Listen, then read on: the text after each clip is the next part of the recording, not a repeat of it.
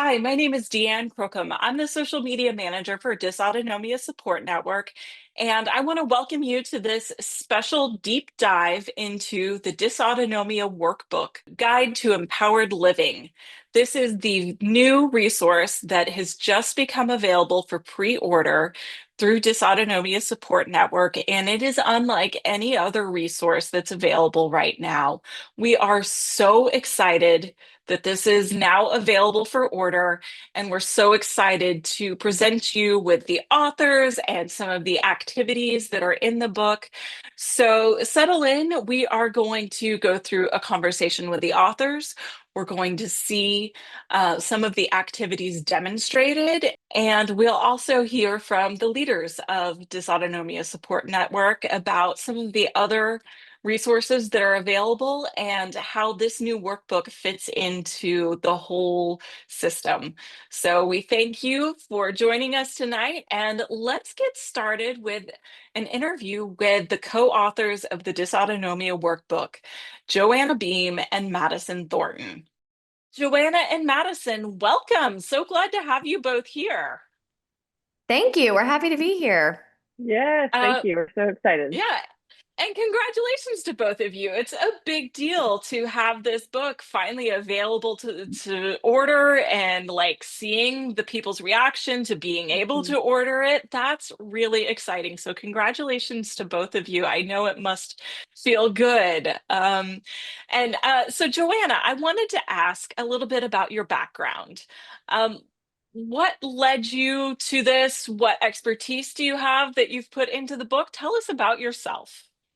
I'm an occupational therapist, and occupational therapy is really focused on helping people do the things that they love to do. And I have dysautonomia myself, and I really got sick in college, really grad school and occupational therapy school, and I didn't have any answers. And so I was using my occupational therapy principles to really help me get through college when I was not diagnosed.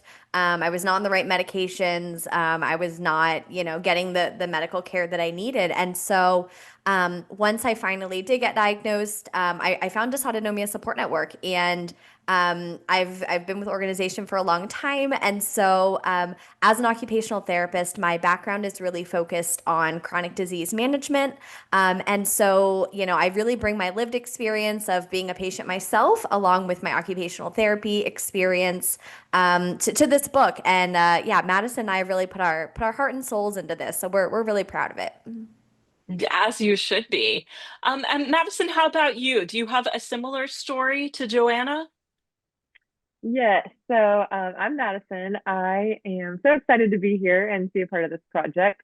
I also am an occupational therapist with dysautonomia. I was diagnosed about 10 years ago. And during my diagnosis and rehabilitation journey, I kind of like to say I OT'd myself before I really even knew what OT was. And so I found occupational therapy. I loved how it was holistic and individualized, and it's very personal to help people participate in what's meaningful to them. And so I kind of had this dream that I wanted to combine my passion for dysautonomia and my love for occupational therapy. And I wasn't quite sure how to do that, but I had a doctoral capstone project in my last semester of grad school, which was last year in 2024. And Joanna and the Dysautonomia Support Network very graciously partnered with me, and we were able to really build something exciting and incredible. I'm really excited to partner with this organization and to have created this exciting project. My background is I have some experience in both outpatient and inpatient settings, pediatrics and adults and mental health field or settings. And right now I'm working in pediatrics. So that's my background. Okay, well, thank you for sharing all of that with us. And, I find it fascinating that you both talk about how you use these OT principles to get yourself through it either before you knew that you had dysautonomia or before you even like knew about before you have the background and the knowledge of OT, that it seems like it's a natural fit for the symptoms that you were experiencing. And Joanna, was that some of what inspired you to create this workbook? Yeah, so Dysautonomia Support Network has, myself and some other occupational therapists and consultants, we've worked together to create kind of bits and pieces of handbooks. So we've created an assistive technology handbook and a handbook of how do you get through school with dysautonomia, how do you get through college, how do you get through work with dysautonomia.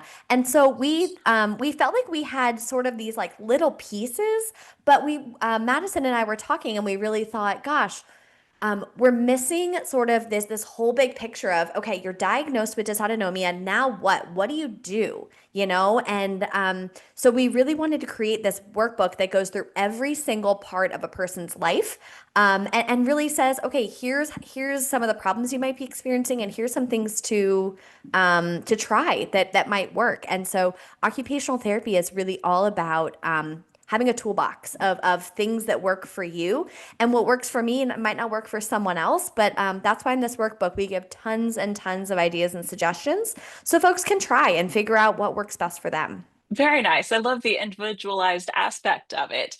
So, Madison, tell us more about that. What can a person expect to gain from using this workbook? If I order it, and I'm Mhm. using it consistently, what am I going to experience?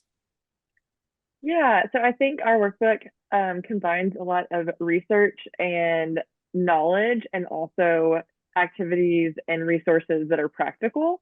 And so I think whenever someone gets this workbook, they're getting a lot of, you know, really good research that's evidence-based, and also some tools and strategies that also reflect that research. And so we hope that a lot of these tools and activities can be really individualized, and people can use them wherever they are.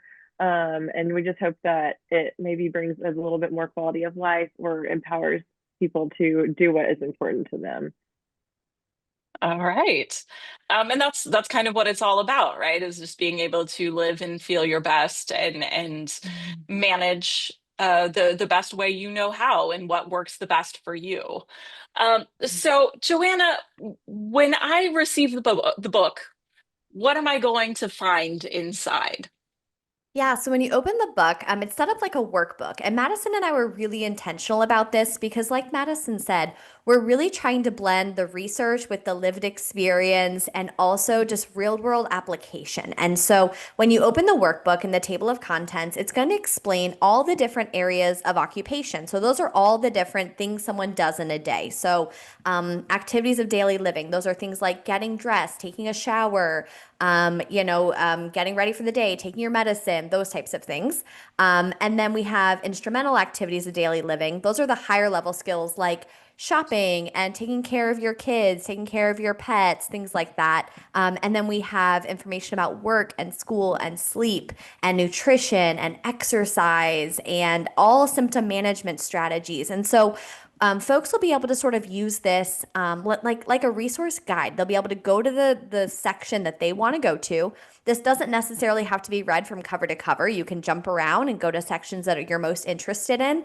And then in the workbook, we're going to give you all the research, all the evidence, all of our lived experience, tips and tricks. And then it's going to be a workbook page. And on that page, you're going to be able to figure out your plan. What do you want to try? What works for you? And as you try these tips and tricks, you're going to then be able to document, hey, this worked, this didn't work, or hey, what's a reflection that you want to think about? What are some brainstorming things that we'll ask you about? And you'll be able to write those down. And so the idea is really to help you reflect and be really intentional with your own dysautonomia management, figuring out what works for you.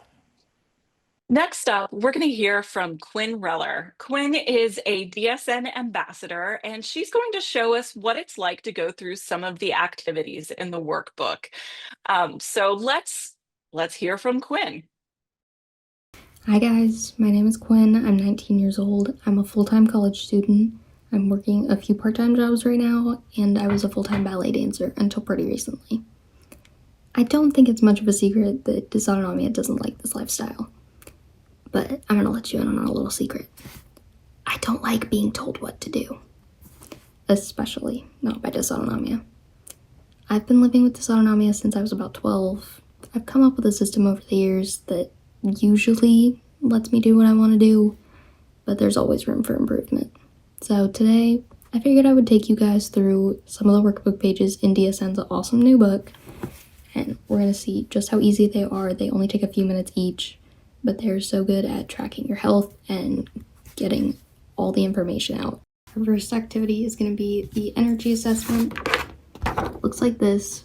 All you have to do is write down an activity, the usual amount of energy it requires, a modification, and then the amount of energy required after the modification. So for me, first we're gonna say my first job. I sit at the desk, I check people in, I answer the phones. It's a pretty chill job. So let's say desk, energy required, like a 3. It's not very physically strenuous. Modifications, I always sit with my feet up because nobody can see my legs behind the desk, so I can sit in all the classic potsy positions and nobody can tell. I also always have electrolytes with me, so writing that down. And usual energy required with those modifications, probably like a 1. It's not a very hard job physically. I enjoy it though. It's a lot of fun for me. And let's say next up, doing inventory at my second job.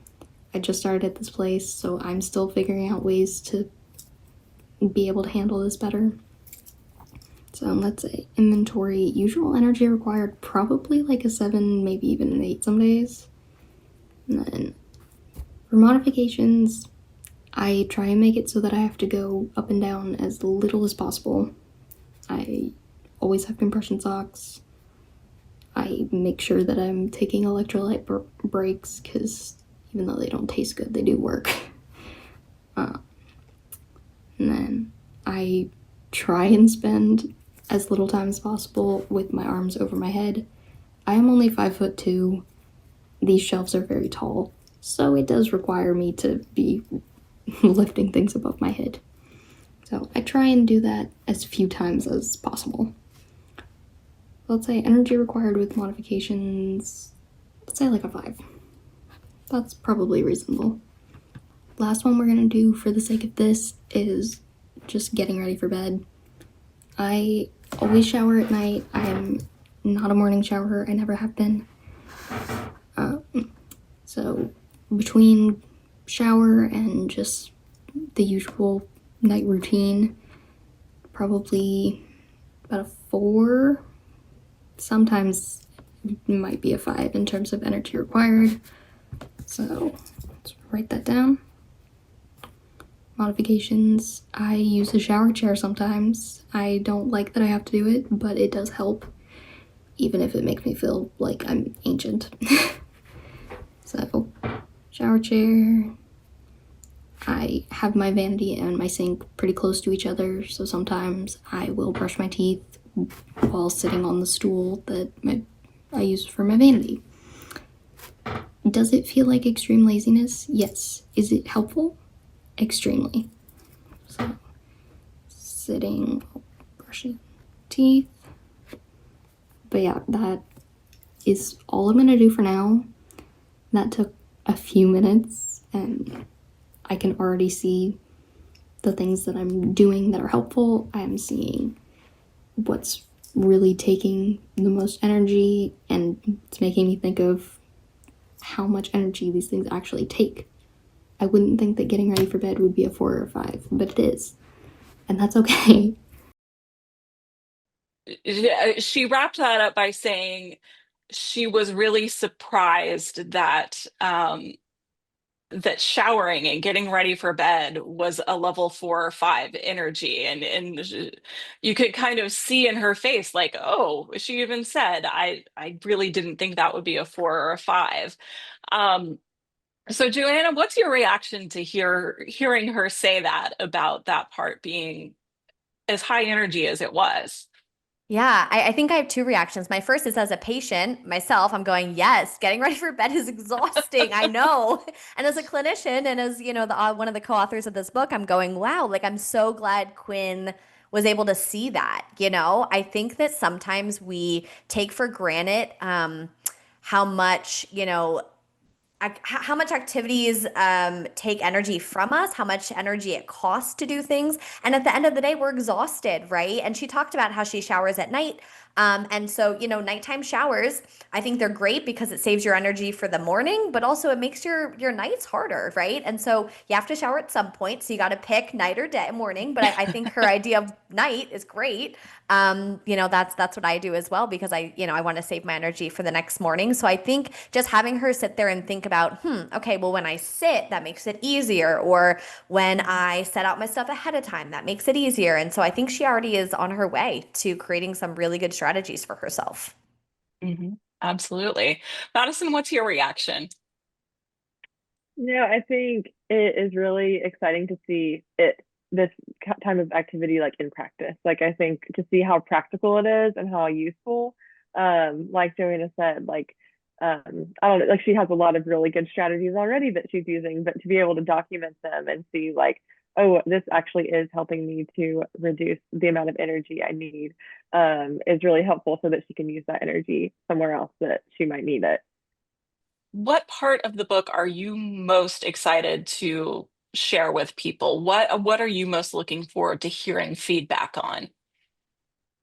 Um, I think, like Joanna said, like these workbook pages are really exciting, like the activities we're doing. And I think that I'm hoping for, you know, a tool or a few tools or something that someone can see, okay, this is actually helping me to do X, Y, and Z more effectively or more pain-free. I think just like if we can find some new strategies or new tools that help somebody to do one thing that is more important to them, that would be really exciting. But I think that the way that we outline all of the different areas of occupation, there's a lot of room for growth, which is really exciting. And now we're going to go back to Quinn to see another activity. Hi again, it's Quinn, and we are going to go through the activity wheel. This is all based on what my current daily routine is, because that's what the instructions say. You're supposed to pick a color and fill it in accordingly. So relaxing is going to be this dark blue, and working is going to be this green color. And if I find a time that is self-care, it will be this color. Okay. So let's see. I'm gonna start. Recently, I've been doing most weekdays at my first job from 8:30 to about 10:30. So I'm just gonna quickly, super easy. And then usually like 11 to 12:30ish is pretty much doing a whole lot of nothing when I can, because I like doing nothing sometimes. Sometimes you just need to do nothing and lay on the floor.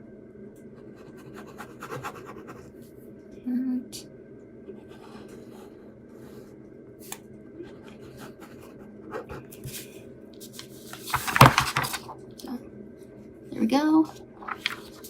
And then, depending on the day, we're gonna go with my kind of usual schedule, because my schedule does change every day, but this is kind of like the good overview of everything. Usually I will go to my second job from about 1 till 6.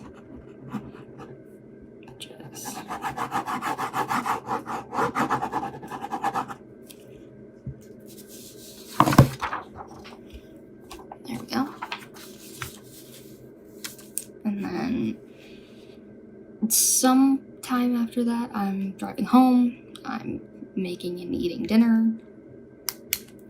Usually, probably about 9-ish is the next time I'm relaxing, because I try and be in my bed early. I'm never asleep at 9, but I try to always be in my bed no later than like 9:30. So this is my completed chart. This is my working hours versus my relaxing hours. Yikes. And this isn't even including school, because I don't have school right now. I'm taking summer of doing nothing. So yeah, having some big self-realizations right now. All right, I'll see you guys in a little bit. You could see that she had a lot of work and a little rest, and then she said, oh, and I've still got to add school into this come fall. And she ended it by kind of saying, I'm having some real realizations right here. So Yeah. Madison, what was your reaction watching her go through that process? Yeah, I think that it is always probably alarming to any of us when we look at our schedule and think like, where's the time for me and to rest and to take care of myself? But to see her kind of have that realization, it was like, I think that what our hope is that maybe it having these realizations gives kind of an empowerment to advocate for what our needs are, whether that is like to ourselves or to our employer or to whoever, just to acknowledge our needs and to kind of listen to our bodies and say like, oh, this isn't working for me. Like I'm pouring out way too much and not taking enough time to pour anything back in. So I think that's kind of what I took away from that. Nice. And Joanna, do you have any tips for someone who has gotten into that place? You do this activity and you realize that you are a little out of balance. Um, where do you go from there? Yeah, I think first realizing is the first step, and then once you realize it, you need to figure out, okay, where's some give, right? Not every single day is going to be perfectly balanced, right? Some days you're going to work too much. Some days you might need extra rest. Like that's okay. We want to look at our life kind of as a big pie chart and realize that, not every day is going to be perfectly balanced. But, in Quinn's case, she said, gosh, I don't have enough time for self-care.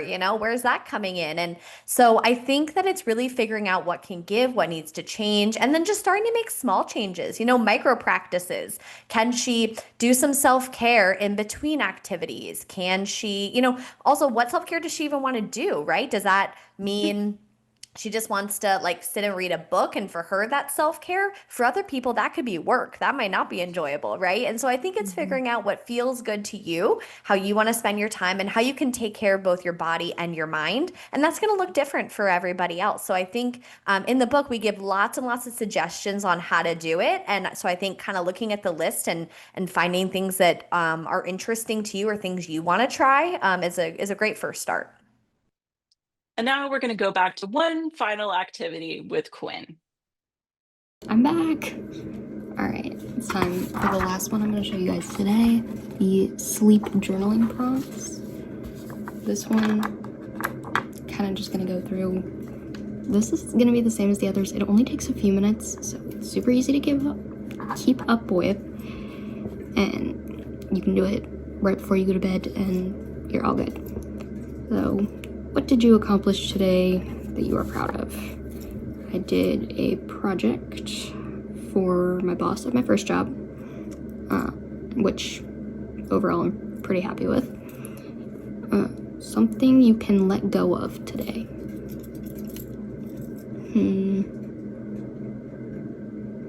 I didn't get as much work done as I wanted because I was tired today and just moving really slowly. Let's see. One word you would use to describe your day. Tiring. I know that's not a great word, but it's probably accurate. What primary emotions do you feel today? Well, I was happy most of the time I was at the desk. I was able to like hyper focus on that project, which was nice. I know focus isn't really an emotion, but we're gonna count it. And right now, all I feel is tired, which is definitely not an emotion, but again, it's accurate. Best part of your day? Well, my day is not actually over. It's only 2:30 while I'm filming this. So, best part of my day so far was finishing that project and getting a thank you from my boss. That was really nice. She's usually, she's great, but I've never gotten to do a project like that for her, so it was really fun. What happened today that you were thankful for? I got to wake up in my bed with my dog. I got to go to a job I enjoy. I got to talk to people that I like. I got to hang out with the little girl in the lobby of the place that I work while her mom was in a meeting, and it was really fun. I really like little kids. They drive me crazy sometimes, but I love them. What is worrisome to you tonight?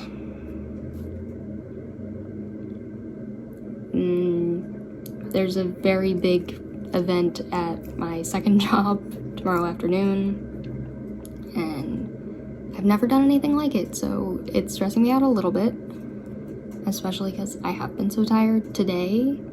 I'm hoping today isn't gonna fall over into tomorrow and I'm still gonna be exhausted tomorrow. How can you make peace with that? I'm doing my best to take care of myself. I'm doing all the electrolytes.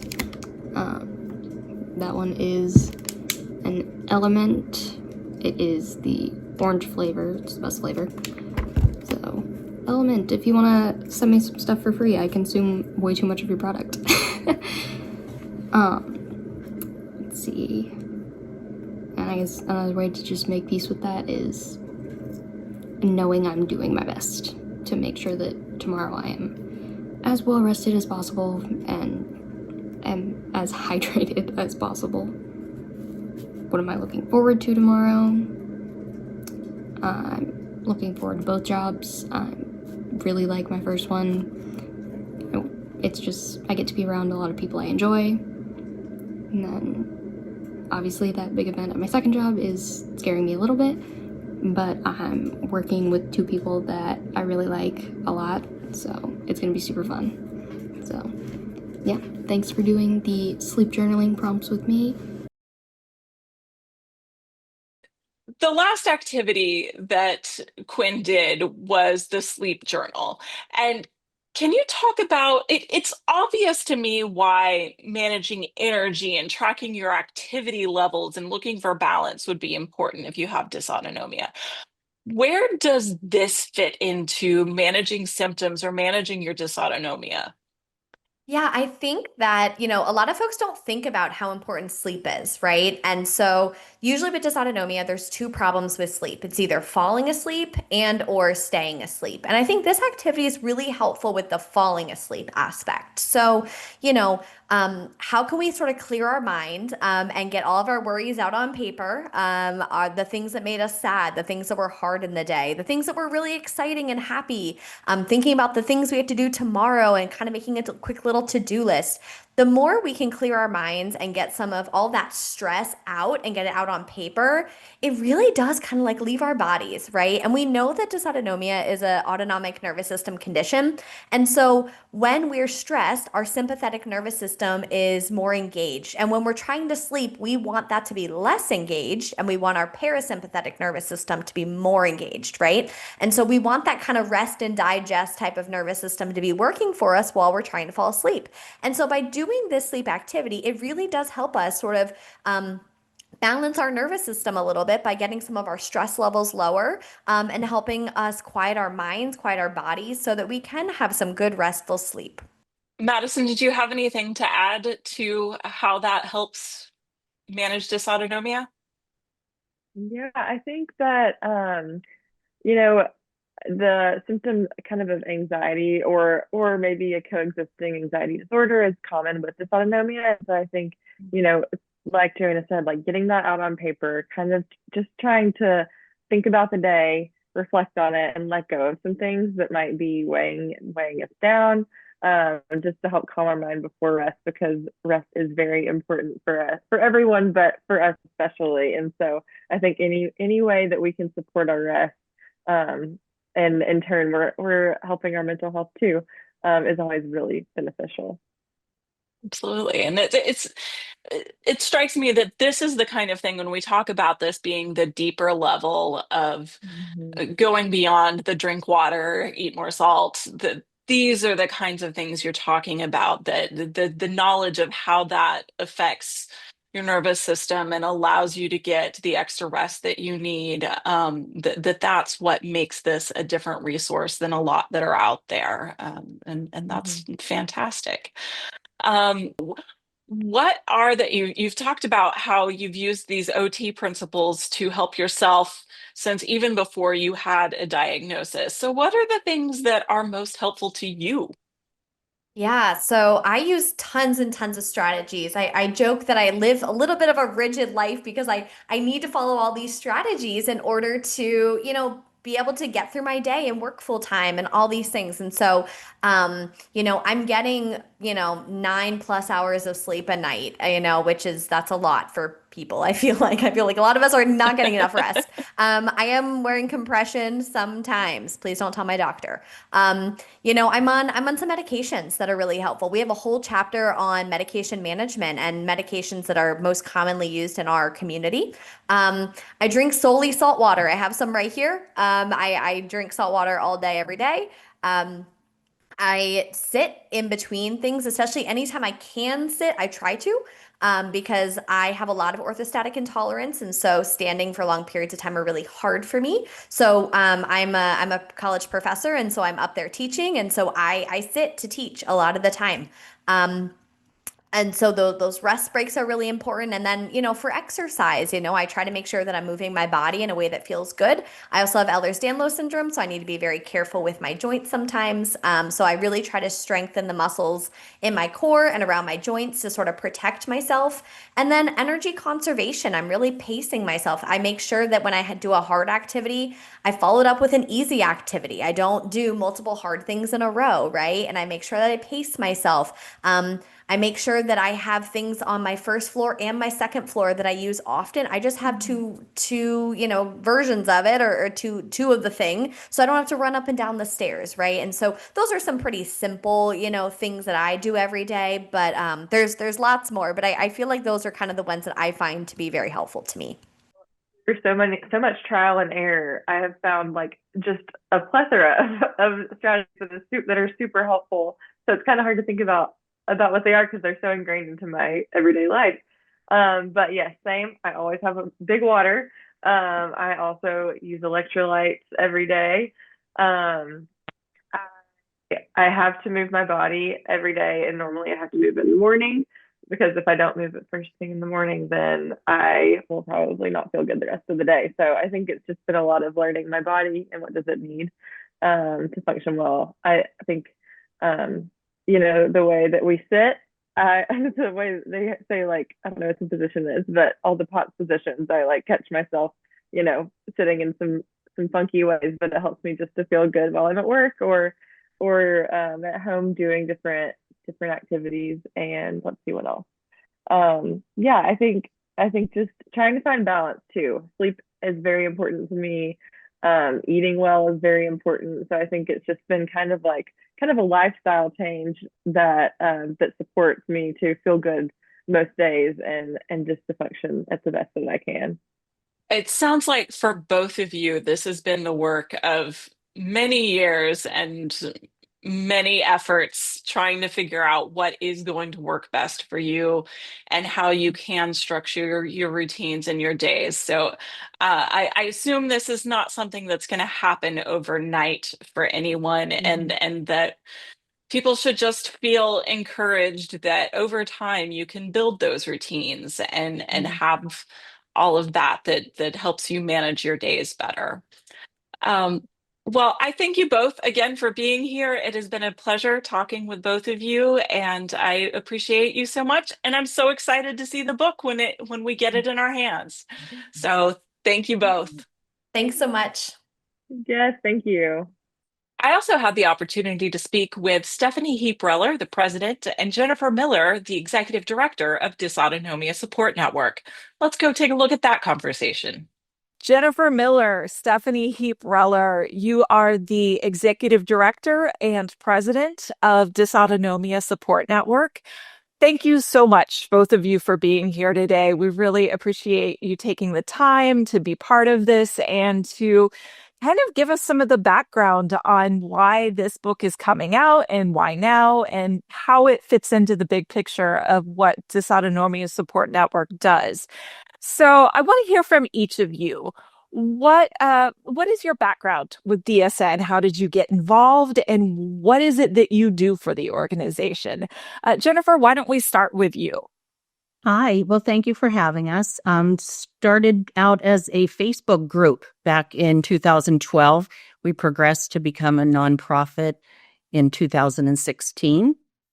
I was a volunteer, then started taking on a little bit more of administrative work, and am now the executive director overseeing the organization. That's pretty quick growth from 2012 to 2016 and now to this position where it's a big enough network to have an executive director. So I'm sure that was quite a ride for you. And I will have to say I've known Jennifer for a while now and seen her do her work with DSN, and you have been the heart and soul of this organization for a while, and it's just we're so lucky to have you, and it's really a pleasure to have you leading. So thank you for that. And Stephanie, your turn. Let's hear from you. How'd you get involved with DSN? Well, first, I'll piggyback on what you said. Jennifer is literally the backbone of DSN, and none of us would be here if it wasn't for her and all of her hard work through all of the changes that DSN has had over the years. So, DSN originally was created to help those with dysautonomia over the years, leadership of many great advocates, and now we've morphed into this wonderful, supportive community for patients, physicians, and loved ones, and it's pretty spectacular. When my husband and I were navigating the diagnosis roller coaster, as we call it, for our children, we wanted to find a trustworthy community that could kind of guide us through this uncharted territory. And we were flabbergasted at the lack of resources for patients and medical professionals way back then. So we are so grateful to be involved in a nonprofit that's able to provide the resources for families like ours. And so that's one of the reasons that, we try to give back to the community and make sure that the resources that are available for these families are just top notch. And sometimes people are just asking simple questions like, what kind of electrolyte do you have? And people have this whole conversation about electrolytes and having a safe and comforting environment where people know that there's going to be no gaslighting, there's always understanding. So I think that DSN has done a great job in that aspect. And so tell me, to follow up on that, what did you gain when you first found DSN and when you were going through that time of the diagnosis roller coaster? So I did not find DSN until after the diagnosis process, because I was going through it about the same times that they were starting. So once I found DSN, I was a little irritated that it wasn't around, 10 years before that. So one of the things that we, want to make sure is that our family, is able to talk to people about dysautonomia and lead them to the resources that Jennifer and Joanna and Madison, who I know you'll interview later, are they have really created a great environment and the resources are amazing. And so I wish we had that when we were going through the process, but I'm so grateful that families now have this as well. So, Jennifer, I feel like you've made contact with practically everybody who's ever come through DSN. The Stephanie's story of like wishing it had been there when they were going through all of that, does that really resonate? Is that something that you hear commonly from other people who are part of the community? Yes, definitely. And when I got started in this, I didn't have the resources either. So that's why we've put together this amazing team and create the resources. We create handbooks and handouts to guide the patients. Mm-hmm. Yeah, and I know we hear pretty regularly through our social media channels that those are a godsend for a lot of people, that they really appreciate having that information and being able to connect with others who are going through the same thing. Yeah, definitely. It's a very challenging illness, and with school and work, we've been able to put together resources that can really help the patients. Mm-hmm. And while we're talking about that, where can they find those? On our website, dysautonomiasupport.org, under the resources tab. They're loaded in there for all aspects of your life. All right. And we'll link to that so everybody can see where that is. Great. So next question, Stephanie, this one's for you.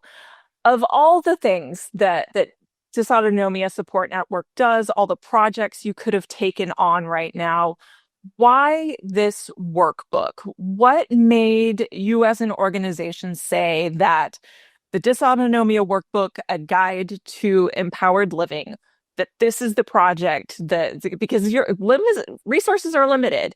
So why is this the project that you're doing right now?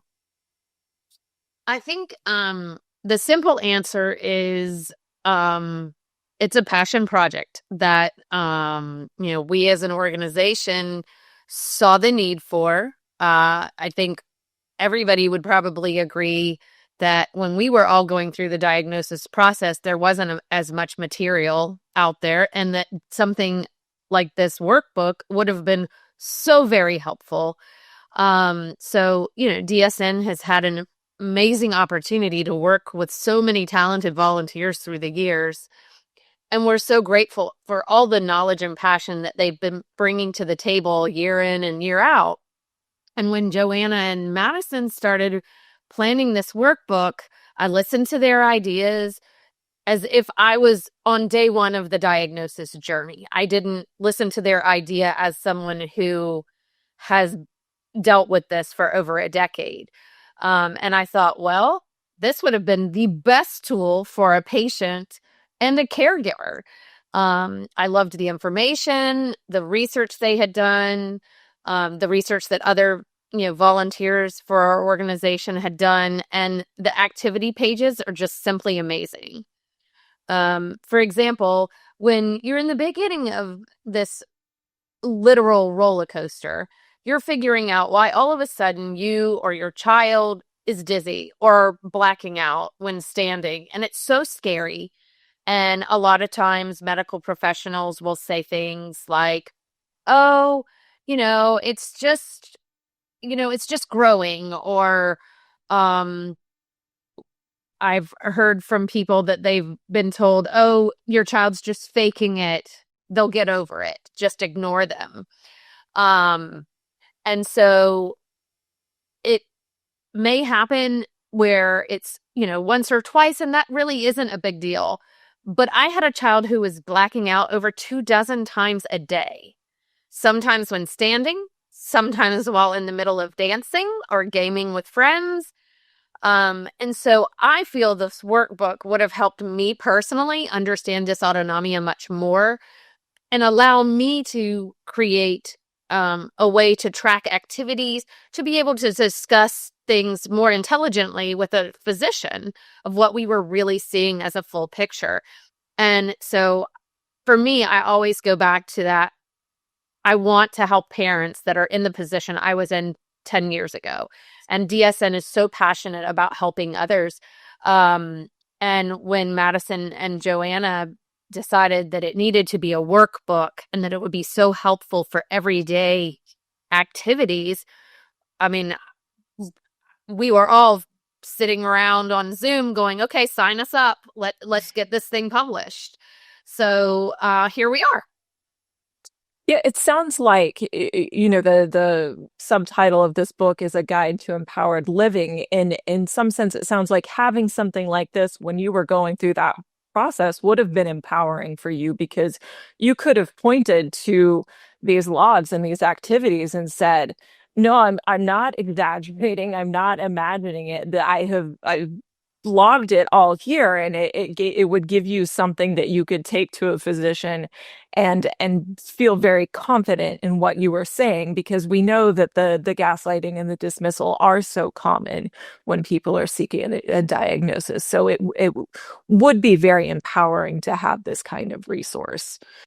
So Jennifer, tell me how this fits in with everything else that Dysautonomia Support Network does. Where does this book fit in kind of the general, I don't know, programming landscape of DSN? Well, like I mentioned before with the handouts and handbooks, we've created them to empower the patient so that they know more about their illness. They can advocate for themselves better if they understand the illness. The workbook, it's a game changer, to be handed this resource, when you're first diagnosed, going through the process. It's going to be a game changer, I think, for these patients. Oh, that's fantastic. And I know it will be greatly appreciated in the community. And I'm really looking forward to seeing how people react when they get the book in their hands and have this as a resource and have that tool and that empowerment. Well, I am so grateful to you both for having this conversation. Is there anything else that either of you want people to know about this workbook, about DSN? Because this is probably going to be our first introduction to a lot of people. So what other things do you want the general public to know? Well, I'd encourage you to go to our website. We've got lots of great information. I also host monthly virtual support group meetings. You can find the registration link for that under the events tab. And I hope to see you at a meeting coming up soon. Stephanie, any last words from you? One of the things I'm so excited about for this launch is, honestly, I'm so proud of the authors, Joanna and Madison, for producing material that will be truly impactful for patients and caregivers and medical professionals. To see the passion that they have and the leadership and the passion that Jennifer has for our whole entire amazing community is super inspiring. So, I mentioned earlier, this is truly a labor of love. Our amazing board of directors has been a huge help. Our head of marketing is obviously pivotal in this whole entire process. Our board secretary, she is amazing, and Skylar has helped on this project, whether it's being an editor or a sounding board. She's just a true champion, and we're just excited to see all of this, move forward. And it's been something that's been on our radar for several years. And to get it, in our hands is going to be super exciting. And I'm just so proud of everybody who's taken part in this project. And I'm so grateful for their passion to bring, awareness to the masses with dysautonomia information. It's just great. It's truly a community project. It is made by the community together. Love that. Well, thank you both for being here today. We're so glad that you had an opportunity to come and speak with everyone. And I know we will see you at other events and things along the way as we're getting ready for this book to launch in September. Jennifer, Stephanie, thank you both. Thank Thank you. you. And that is the end of our deep dive into the Dysautonomia Workbook, A Guide to Empowered Living. We are so grateful to you for joining us tonight, and I want to give a special thanks to Joanna Behm and Madison Thornton, co-authors of the book, and also to Quinn Reller, who demonstrated our activities, and to Stephanie Heape-Reller and Jennifer Miller for sharing what goes on behind the scenes at DSN. Be sure to follow all of our social media channels to connect with each other and get more information on resources and events. And we look forward to seeing you all soon. Take care.